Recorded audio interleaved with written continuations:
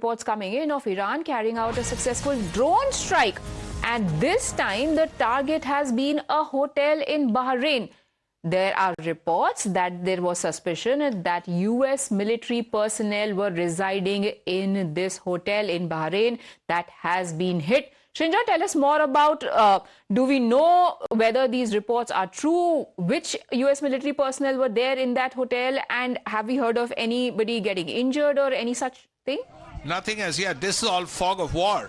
You have one country, one side saying this is what we've done, and the other side saying, no, that's not what has happened. This is what has actually happened. So all of this is part of this fog of war and information warfare issues. But the point is that Bahrain has been targeted, it has been hit, and as you know, an oil refinery was hit, and after that, before around that time in Dubai, hotels were hit. So it won't be surprising if a hotel in Bahrain has been hit. But the point is that this is something both sides will come up with. One side will say, we've hit this, the other side will say, we've hit that. And this is really fog of war.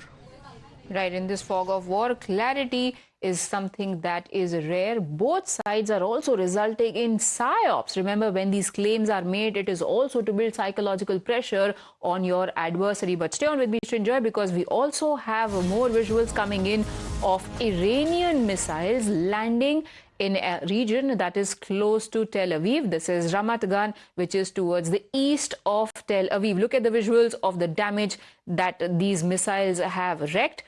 These missiles landed in an area that is said to be east of Tel Aviv. Srinjoy, tell us more about this area. What exactly could have been the likely target of these missiles?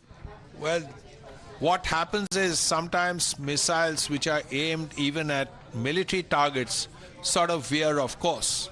Sometimes, of course, they are deliberately launched towards civilian targets or leadership targets or whatever. In this case, it has hit just outside Tel Aviv. You can see the damage that has been done. This, of course, is courtesy Iranian sources. And the Iranians are carrying these pictures saying that, look, we have hit Israel. Now, some of this is to tell the world, and some of this is to tell their own people that, look, we are fighting. Yes, of course, we have been hit, but we've also hit back. This is the damage we have done. All right. Now, Iran's retaliatory missiles are also, they have been spotted en route to strike military assets of the Israeli regime, and this is happening in the area of occupied Palestine. Those visuals on your screens, again, put out by an Iranian handle, the Tehran Times, and they claim that these missiles have been fired in retaliation in response to the attacks that have been launched by Israel together with US support. And these missiles are said to be en route to strike military assets of the Israeli regime. Shinja, if you could elaborate on what exactly is meant by military assets here? Yeah, this could be anything. This could be a base, this could be an airport, this could be anything. But the point is that, yes, these have been launched. But how many have been intercepted? How many have actually hit the target?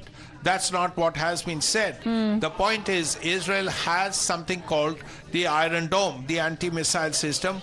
It's fairly good, and it's very good. And perhaps it intercepts 90, maybe 95% of the missiles coming through. But one or two go through. And when they go through, they actually damage, do serious damage. Because all these have a lot of TNT in them. And as a result, the damage often, even if it's one missile, can be extensive. All right. Visuals like these, images like these have become far more normal than should be acceptable, where your night skies are lit up by missiles.